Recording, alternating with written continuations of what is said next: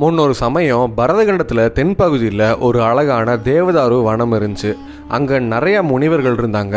அந்த முனிவர்கள் எல்லாமே நம்ம வேண்டதில் யாகத்து மூலயமா கிடைக்குது. அப்போ யாகமே சிறந்த கடவுள், யாகத்தை மிஞ்சின கடவுள் எதுவுமே கிடையாது அப்படின்னு சொல்லிட்டு அவங்க யாகத்தை மட்டுமே கடவுளாக நினச்சி அவங்க பண்ணிகிட்டு இருந்தாங்க. இந்த முனிவர்கள் தான் இப்படி இருக்காங்கன்னு பார்த்தோம் அப்படின்னா, இந்த முனிவர்களோட மனைவிகள் என்ன பண்ணுறாங்கன்னா, அவங்க கற்பே சிறந்தது, எந்த கடவுள் இருந்தாலும் கற்பை விட சிறந்த கடவுள் கிடையாது அப்படிங்கிறதுனால கற்பே உன்னதமானது, அதை விட பெரிய கடவுள் எதுவுமே கிடையாதுன்னு சொல்லி அவங்க கடவுளை மறந்து அவங்க ஒரு அகங்காரத்தோட வாழ்ந்துட்டு இருந்தாங்க. அந்த சமயத்தில் சிவபெருமான் பார்க்குறாரு, என்ன இந்த முனிவர்களும் சரி முனி பத்னிகளும் சரி இப்படி ஒரு அகங்காரத்தோடு இருக்காங்க. அகங்காரம் எப்போவுமே அவங்க ஞானத்தோட பாதையை மறைக்க தான் செய்யும். இவங்களுக்கு கண்டிப்பாக நம்ம ஒரு நல்வழி புகட்டணும் அப்படின்னு சொல்லி அவர் நினைக்கிறாரு.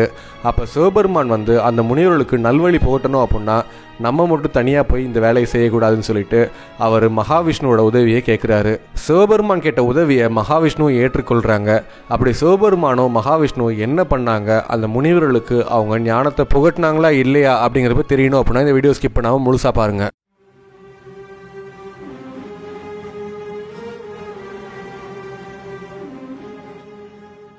பூமியில் தாருகாவனத்தில் இருக்கக்கூடிய முனிவர்கள் எல்லாமே ஒரு அகங்காரத்தோடு இருக்காங்க. அந்த முனிபத்தினிகள் அவங்க இன்னும் கொஞ்சம் அகங்காரத்தோடு இருக்காங்க. இவங்க அகங்காரத்தை ஒழிச்சு அவங்க ஞானப்பாதையில் கொண்டு போகணும்னு சொல்லிட்டு சிவபெருமான் முடிவு பண்ணி அவர் மகாவிஷ்ணு கிட்ட உதவி கேட்டு போகிறாரு. அப்போ மகாவிஷ்ணு கேட்குறாரு, ஈசனே எதுக்காக என்னை தேடி வந்திருக்கீங்க, என்ன உதவி நான் உங்களுக்கு பண்ணணும் அப்படின்னு சொல்லி கேட்குறாங்க. அப்போ சிவபெருமான் சொல்கிறாங்க, பூமியில் இது மாதிரி முனிவர்களோ முனி பத்னிகளோ ஒரு அகங்காரத்தோடு இருக்காங்க, அதை ஒழிக்கிறதுக்கு என்கிட்ட ஒரு திட்டம் இருக்குது, அதுக்கு நீங்கள் உதவி பண்ணணும்னு கேட்குறாங்க. மகாவிஷ்ணு நான் என்ன பண்ணணும் அப்படின்னு சொல்லி கேட்குறாங்க.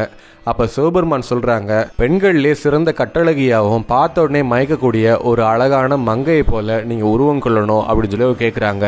இதை கேட்ட உடனே மகாவிஷ்ணு சரின்னு சொல்லிட்டு அவர் மோகினி அவதாரம் எடுக்கிறாங்க. மகாவிஷ்ணுவோட மோகினி அவதாரத்துக்கு ஏற்ப சிவபெருமானும் ஒரு மிகப்பெரிய ஆணழகனை போல ஒரு தோற்றம் கொண்டு அவர் ஒரு பிச்சை பாத்திரத்தை ஏந்தி அவர் வரவும் செஞ்சார். அப்போ சிவபெருமான் மோகினியை பார்த்து சொல்கிறாங்க, நீங்கள் தாருகாவனத்தில் இருக்கக்கூடிய முனிவர்கள் முன்னாடி ரொம்ப அழகாகவும் ரொம்ப நயனத்தோட நீங்கள் நடந்து வாங்க, உங்கள் அழகால் அவங்கள மயக்கணும் அப்படின்னு சொல்லி சொல்கிறாங்க. அதே மாதிரி சிவபெருமான் அந்த ஆணழகன் தோற்றத்தோட அவர் பிச்சை பாத்திரத்தை ஏந்தி ஒவ்வொரு முனி பத்தினி வீட்லேயும் அவர் பிச்சை கேட்டு போகிறாரு. ஆண்களுக்கான சாமுத்திரிகா லட்சணம் பொருந்திய ஒரு மிகப்பெரிய ஆணழகனை போல தோற்றம் அளித்த சிவபெருமான் வீடு வீடாக போய் அவர் முனி பத்னிகிட்ட பிச்சை கேட்கவும் செஞ்சாங்க. யாரோ பிச்சை கேட்டு வந்திருக்காங்கன்னு சொல்லிட்டு அவங்க பிச்சை போடுறதுக்கு உள்ளிருந்து பொருட்கள் கொண்டு வெளியே பார்த்தா மிகப்பெரிய ஆணழகனாக இருக்காங்க. அப்போ அந்த ஆணழகனாக இருக்கக்கூடிய சிவபெருமானை பார்த்து அவங்க மனசை தழுவிடவும் செய்கிறாங்க. அப்போ எல்லாருமே சிவபெருமானை பார்த்து என்னை திருமணம் பண்ணிக்கோ, என்னை ஏற்றுக்கோ அப்படின்னு சொல்லிட்டு அவங்க பின்னாடி பின்தொடர்ந்து வர செஞ்சுட்டே இருந்தாங்க.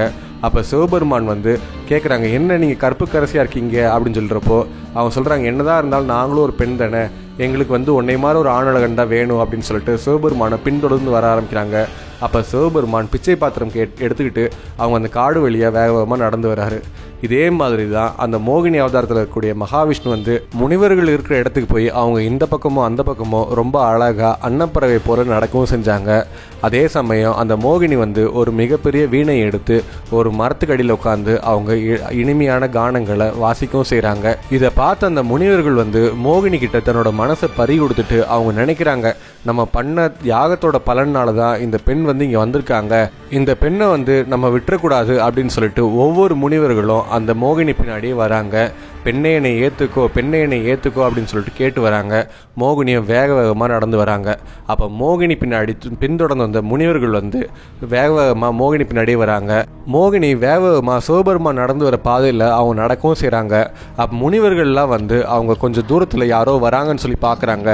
யாருன்னு பார்த்தோம் அப்படின்னா பிச்சைக்காரனை போல சிவபெருமான் வந்துட்டு இருக்காங்க. அவங்க இனிமையான வேத கானங்களை பாடிட்டு இருக்காங்க. பின்னாடி நிறைய பேர் இருக்கு. யாருன்னு பார்த்தா இந்த முனிவர்களோட முனி பத்னிகள் அங்கே வந்துட்டு இருக்காங்க. இதை பார்த்த உடனே அந்த முனிவர்களுக்கு பயங்கரமாக கோபம் வருது.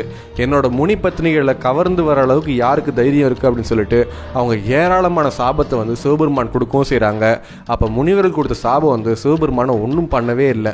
அப்போ முனிவர்கள் பார்க்குறாங்க, இது வந்திருக்கிறது வேற யாரோ போல அப்படின்னு சொல்லிட்டு அவங்க அந்த பிச்சைக்காரன் உருவத்தில் இருக்கக்கூடிய சிவபெருமானை பார்த்து, ஐயனே நீங்கள் யாரு, எதனால எங்களோட முனி பத்னிகளை இப்படி கவர்ந்து வரீங்க அப்படின்னு சொல்லி கேட்குறாங்க. அப்போ சிவபெருமான் சொல்கிறாங்க, நான் ஒரு மகா முனிவன், நான் இந்த காட்டுக்குள்ளே தவம் பண்ணுறதுக்காக வந்தேன். உங்கள் முன்னாடி நிற்கிறாங்களே அந்த பெண் தான் என்னோட மனைவி. நாங்கள் 2 பேரும் சேர்ந்து இங்கே தவம் பண்ணலான்னு வந்திருக்கோம். நீங்கள் என்ன பண்ணிகிட்ருக்கீங்க அப்படின்னு சொல்லி கேட்குறப்போ, நாங்களும் இந்த காட்டில் தவம் தான் பண்ணுறோம் அப்படின்னு சொல்லி முனிவர்கள் சொல்கிறாங்க. சரி, நீங்கள் தவம் பண்ணுறீங்க அப்படின்னா உங்களோட மனைவியர்கள் எங்கே?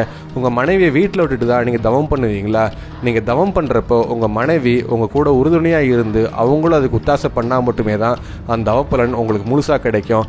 நான் என்னோட மனைவியோடு வந்த மாதிரி நீங்கள் உன்னோட மனைவியோடு இருந்து தவம் பண்ணாதானே உங்களுக்கான சிறப்பான பலன்கள் கிடைக்கும் அப்படின்னு சொல்லி சொல்கிறாங்க. நீங்கள் தவம் பண்ண போகிறேன் அப்படின்னு சொல்லிட்டு உங்கள் மனைவியர்களை தனியாக விட்டுட்டு நீங்கள் தவம் பண்ணீங்க அப்படின்னா அதுக்கான பலன் கிடைக்காது. அதே மாதிரி உங்கள் மனைவிகள் எவ்வளோதான் கற்பில் சிறந்தவளாக இருந்தாலும் தன்னோட கணவர் இல்லை அப்படிங்கிற ஏக்கத்தை அவங்க எங்கே போய் பூர்த்தி பண்ணுவாங்க? அதனால் நீங்கள் தவம் பண்ணுறப்போ உங்களோட மனைவியரோட தான் தவம் பண்ணும் அப்படின்னு சொல்லிட்டு சிவபெருமான் மோகினி அழைச்சிட்டு நேராக அத்திரி மகரிஷியோட ஆசிரமத்துக்கு போகிறாங்க. அங்கே அத்திரி மகரிஷியும் அவரோட மனைவியான அனுஷா தேவியும் அவங்க பூஜை பண்ணிட்டு இருந்தாங்க. அந்த பூஜையை அவங்க ஏற்றுக்கொண்டு அவங்களுக்கு ஆசீர்வாதம் பண்ணிட்டு அவங்க மறைவும் செய்கிறாங்க. முனிவர்கள்லாம் சிவபெருமான்னு பார்க்காம அவங்க சாபம் கொடுத்ததுனால அந்த சாபம் எல்லாமே அவங்களுக்கு திரும்பவும் செஞ்சுது. அதனால அவங்களுக்கு அதிகமான நோய்வாய்ப்பட்டு அவங்க ரொம்ப அவதிப்படவும் செஞ்சாங்க.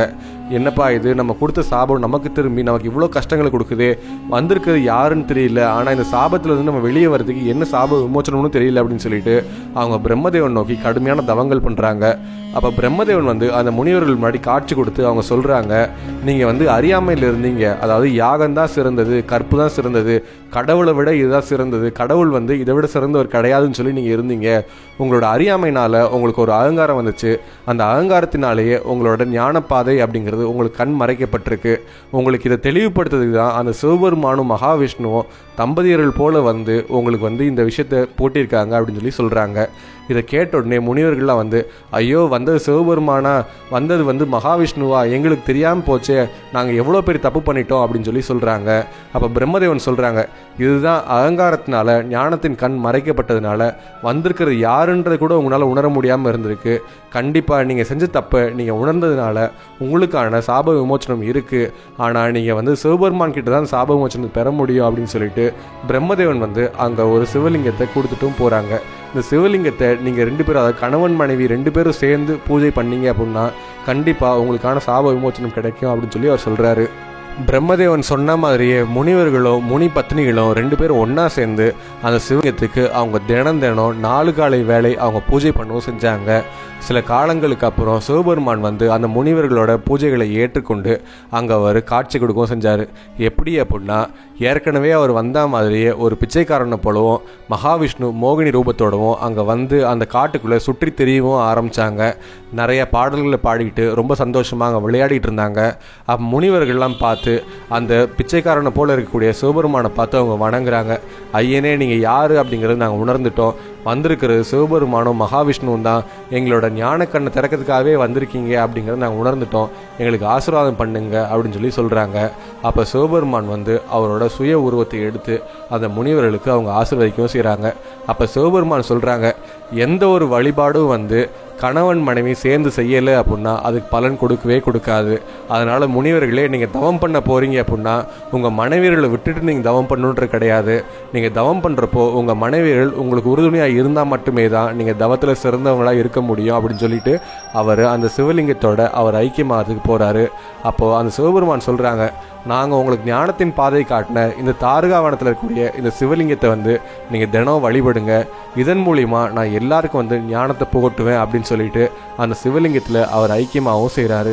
இப்படி சிவபெருமானை வழிபடுறதுக்காக அந்த முனிவர்கள் ஒரு சிவலிங்கத்தை வச்சு வழிபட்டாங்க இல்லையா, அந்த சிவலிங்கத்தை தாரகாவனேஸ்வரர் அப்படின்னு சொல்லி சொல்கிறாங்க.